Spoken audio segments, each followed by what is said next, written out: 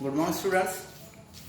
Dear students, in last video, we learned Europe and India, background of Europe.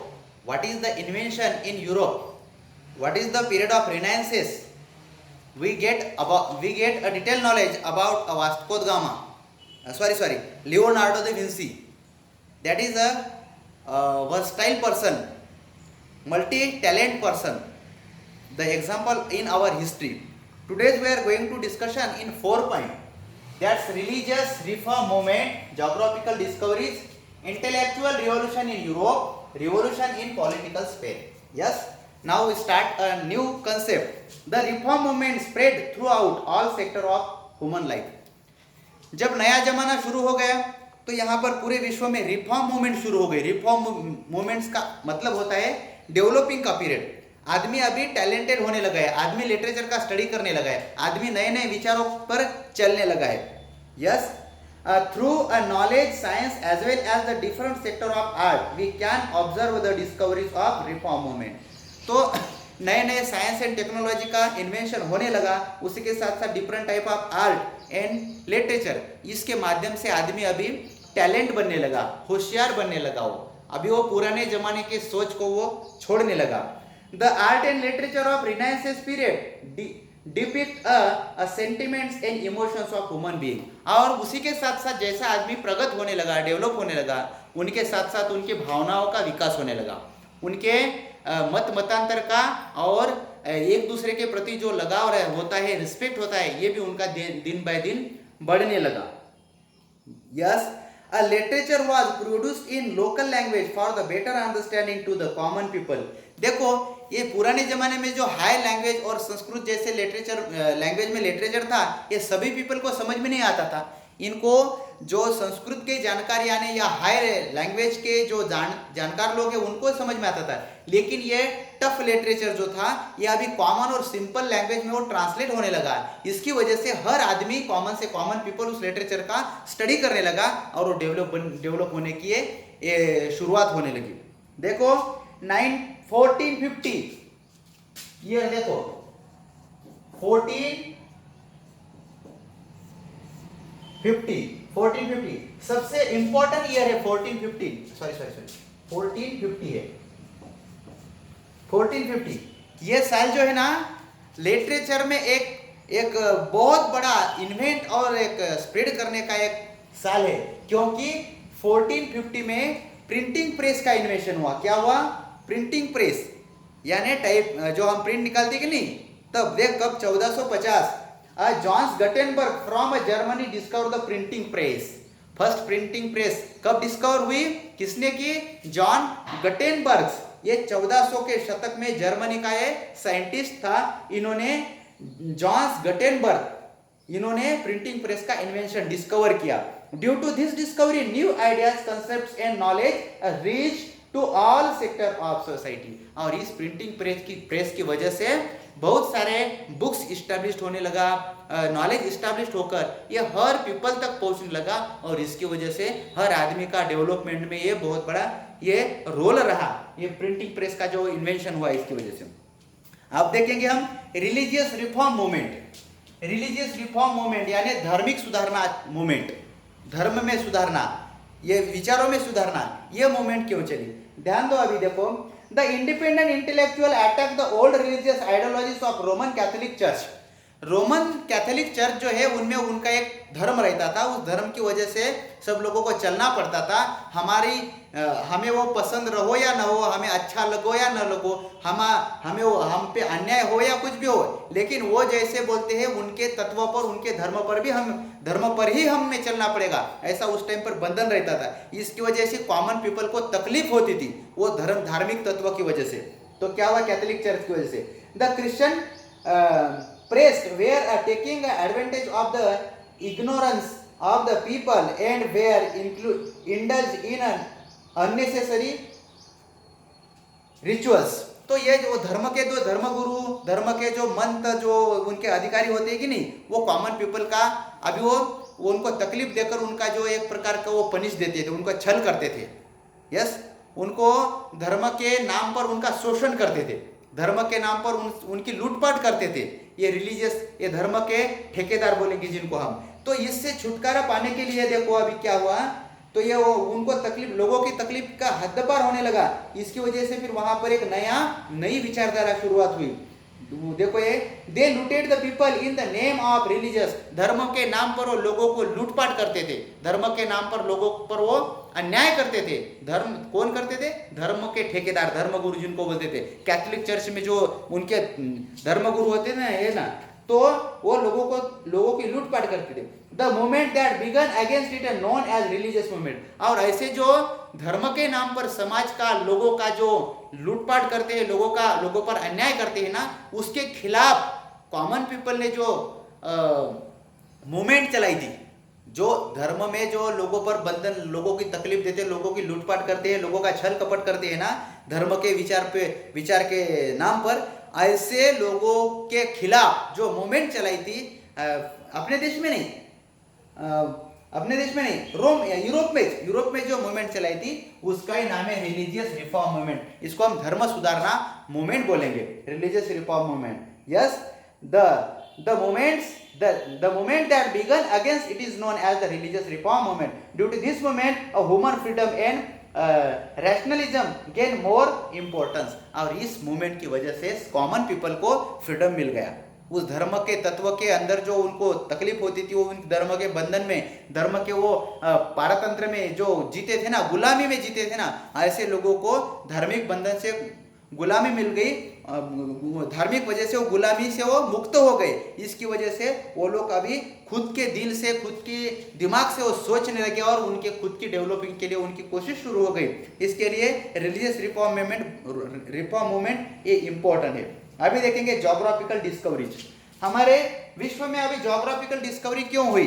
अलग अलग नए प्रदेशों का, नए प्रांत का, नए देशों का, नए एरिया का यहाँ पर इन्वेंशन होना बहुत जरूरी था, क्योंकि बढ़ती पॉपुलेशन के साथ साथ उनके लिए बहुत ज़्यादा जगह चाहिए, ज़्यादा एरिया चाहिए। इसकी वजह से अभी नया मार्केट उनको अवेलेबल होने के लिए अभी देश अलग अलग प्रांत जमीन को खोजने की जो शुरुआत हुई, इसको ही बोलेंगे हम ज्योग्राफिकल डिस्कवरी। ज्योग्राफिकल डिस्कवरी के बारे में इंफॉर्मेशन लेते हैं। इन 1453, कब? 1453 इस साल में देखो अभी अलग अलग लोग अलग अलग देश की खोज में निकले समुद्री मार्ग से। द ओटोमन टर्क्स, कौन है? देखो, Ottoman Turks conquer Constantinople, Istanbul, which was the capital of Byzantine Empire. The overland trade routes joined Asia and Europe, went through this city.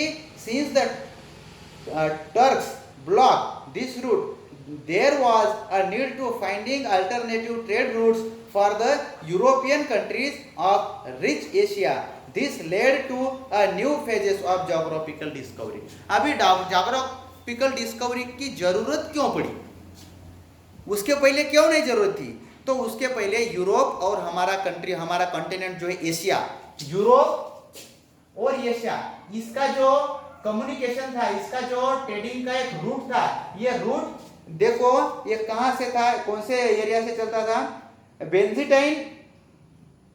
बेंजेंटाइन empire, इनका जो स्टेट है जिसका नाम है कॉन्स्टेंटिनोपल इस्तांबुल से यहाँ से एक गांव, एक कंट्री है छोटी सी, कॉन्स्टेंटिनोपल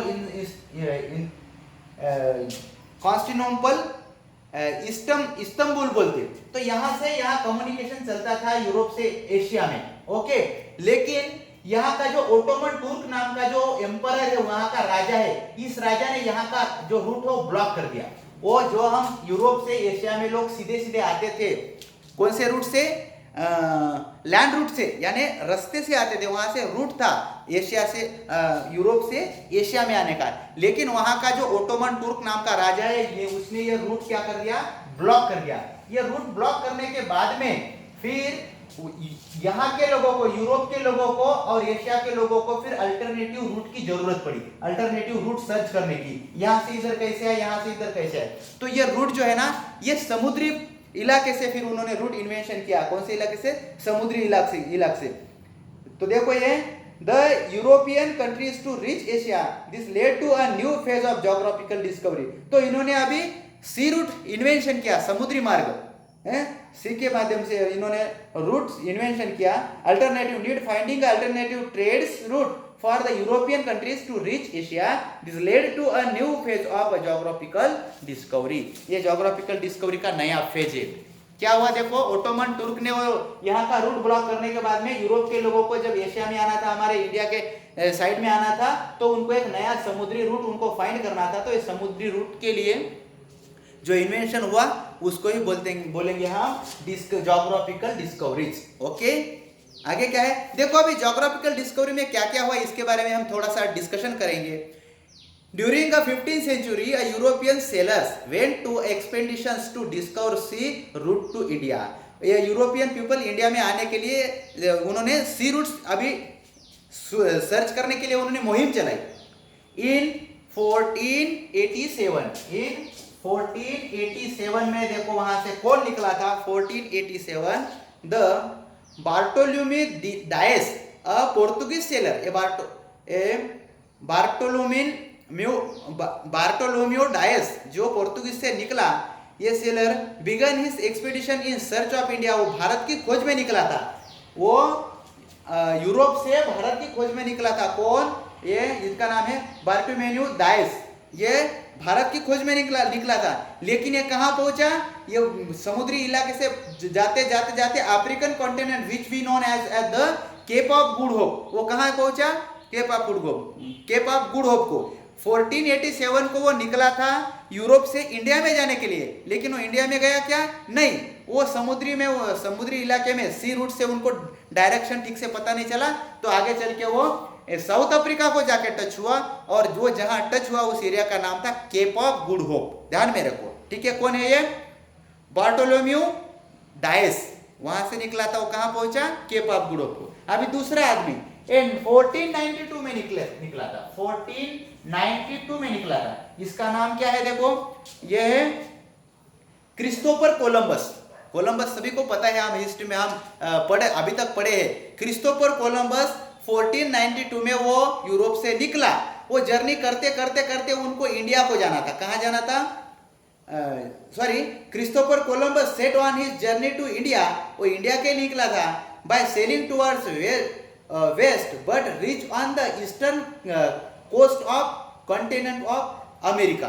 तो इंडिया में जाने के लिए निकला था यूरोप से। कौन, ये कोलंबस यूरोप से इंडिया को आने को निकला था, लेकिन वो ट्रैवल करते करते अमेरिका में जा पहुंचा। कहाँ जा पहुंचा, अमेरिका में। यानी अभी साउथ अफ्रीका का भी इन्वेंशन हो गया, अमेरिका का भी इन्वेंशन हो गया। अभी भारत का इन्वेंशन कैसे हुआ देखो, ये यूरोप कंट्री वाले जो लोग हैं ना, यूरोप कंट्री वाले थोड़ा सा इनमें रिनाइंसेस हो गया था, ये डेवलप हो गए थे, इनकी टेक्नोलॉजी थोड़ी सी बढ़ गई थी। नए विचारों का, नॉलेज का लोगों तक पहुंचाने के लिए अभी रूट खोजते अलग अलग लोग अपने देश में आने के लिए खोज कर रहे। तो यहाँ पर एक बार पहली बार देते, बार्टोलोम्यू डायस इंडिया में आने के लिए निकला था, जहां पहुंचा साउथ अफ्रीका में, केप ऑफ गुड होप को। 1492 में क्रिस्टोफर कोलंबस ये इंडिया में आने के लिए आया था, लेकिन कहां पहुंचा कोलंबस, अमेरिका को पहुंचा। इन 1498 लास्ट, इन 1498, ये पता है आपको, वास्को द गामा। कौन है ये, वास्को द गामा। ये निकला था कहां से, Portuguese sailor Vasco da Gama manage to sail past the Cape of Good Hope and reach the Indian coast in Calicut. तो ये Vasco da Gama Cape of Good Hope South Africa से निकला था, वो फिर से इंडिया की सर्च खोज करने के लिए। तो पहुंचते केप ऑफ गुड होप से वो अपने भारत में आके पहुंचा। भारत में कहां पर आके पहुंचा, कोलकाता है ना, जिसको हम कालीकत बोलते हैं, कोलकाता के कोस्ट लाइन पे आ गया। वो कोस्ट लाइन यानी जो जहां लगाते थे हम, जिसको हम पोर्ट ब्लेयर बोलेंगे, ऐसी जगह पर वो आकर पहुंचा कोलकाता को। कौन, वास्को द गामा। इस तरह से भारत का इन्वेंशन हो गया। वास्को द गामा ने फिर इंडिया से वहां जाकर बता दिया कि इंडिया जैसी देश में, विश्व में सबसे बड़ी अच्छी जो भूमि है, एक अच्छा देश है, एक रिचेस्ट कंट्री है इंडिया नाम की, उसका मैंने इन्वेंशन कर दिया। तो भारत का इन्वेंशन किसने किया, रूट वास्को द गामा। आया ना ध्यान में। चलो अभी नया कंसेप्ट देखेंगे, इंटेलेक्चुअल रिवॉल्यूशन इन यूरोप। तीसरा पॉइंट देखेंगे, इंटेलेक्चुअल रिवॉल्यूशन इन यूरोप। अभी हकीकत में यूरोप में क्या रिवॉल्यूशन हुई इसके बारे में देखेंगे। यस, तो आप ये जो मैंने ये बोला कि ये तीनों रूट, ये आप ऑनलाइन गूगल मैप पे भी सर्च कर सकते हैं, रूट ये कौन कहां से आया, वो आपको डायरेक्ट डिटेल में मैप पे दिखाई दे देंगे। Intellectual revolution in Europe, due to the changes during the Renaissance period Europe proceeded from a medieval to a modern age. तो ये कार्यकाल में यूरोप पुराने जमाने से अभी नए जमाने की तरफ बढ़ रहा है। यस, पुराने जमाने से नए जमाने के मॉडर्न एज की तरफ बढ़ रहा है। Intellectual revolution took place in the same period, the society starts stepping out of the past ignorance and a blind faith. The established customer and traditions come to be seen from the critical point of view. All these changes are addressed as intellectual revolution, which gave a further momentum to scientific discoveries in Europe. तो पुराने जमाने के जो जमातवाद, जो वसाहतवाद रहती थी कि नहीं, तो इसको छोड़कर वहां का आदमी अभी डेवलप होने लगा, आदमी मैन सेंट्रेड होने लगा, खुद के विचार से, खुद के दिमाग से सोचकर वो खुद अभी बड़ा होने के लिए, नॉलेजेबल होने के लिए, टैलेंट होने के लिए कोशिश करने लगा। और इनमें से उन्होंने नई ट्रेडिशन छोड़कर ओल्ड ट्रेडिशन छोड़कर नए ट्रेडिशन, नए विचारधाराओं की तरफ जैसा वो बढ़ा है कि नहीं, पुरानी विचारधारा को छोड़कर नए विचारधारा की तरफ जैसे बढ़ा, तो धीरे धीरे उसमें चेंजेस आने लगे। रिवॉल्यूशन यानी क्रांति बोलेंगे हम, उत्क्रांति बोलेंगे रिवॉल्यूशन। वो ओल्ड जनरेशन से अभी न्यू जनरेशन की तरफ आने लगा, इसको ही बोलते हैं हम इंटेलेक्चुअल रिवॉल्यूशन इन यूरोप। यानी जूनियर विचारधाराओं को छोड़कर नए सोच से नए विचारधाराओं में रिवॉल्यूशन करना, इसको बोलेंगे हम इंटेलेक्चुअल रिवॉल्यूशन। अभी देखेंगे रिवॉल्यूशन इन पॉलिटिकल स्फीयर। अभी पॉलिटिकल स्फीयर में क्या क्या रिवॉल्यूशन हुआ इसके बारे में देखेंगे। In the early stage of beginning of modern period of Europe many political changes. अब जब आदमी टैलेंटेड हो गया, आदमी होशियार बन गया, आदमी पुराने विचारों को छोड़ने लगा, तो वाकई उसमें फिर पॉलिटिकल भी चेंजेस आएंगे। जो जैसे कि आदमी किसी का गुलाम है तो स्वतंत्र बनने के लिए कोशिश करेगा, किसी के दूसरे को विचार पे वो डिपेंड नहीं रहेगा, खुद के विचार से सोचने लगा। Took place due to the various revolutionary events during 18 as well as 19th century. और इसकी वजह से 18 और 19th सेंचुरी में बहुत सारे क्रांतिकारी एक मूवमेंट चली, रिवॉल्यूशनरी यानी सशस्त्र क्रांति हुई, सशस्त्र क्रांति। इसकी वजह से फिर जो पुरान मतवादी, जो ओल्ड सोच के लोग हैं और वो कॉमन पीपल पर अन्याय करते हैं, इनके खिलाफ उन्होंने एक सशस्त्र लड़ाई लड़ी और वो फ्रीडम बनने की कोशिश की, और वो उसको ही बोलेंगे हम, this period is known as the age of revolutions. During this period there was a development of a parliamentary democracy in England, there was the change in the form of the cabinet system. और वहाँ पर धार्मिक जो वहाँ पर जो religious movement जो थी, वो वहाँ के जो कैथोलिक चर्च के लोग थे, उन पर देश चलता था। तो अभी वो पुराने विचार बंद कर कर वहाँ पर जैसे इंडिया में डेमोक्रेसी है, वैसे सबसे पहले डेमोक्रेसी अभी इंग्लैंड में आई, और वहाँ पर पार्लियामेंट्री डेमोक्रेसी शुरू हो गई इंग्लैंड में, यानी कि लोकशाही बोलेंगे हम जिनको, ठीक है। The bill of rights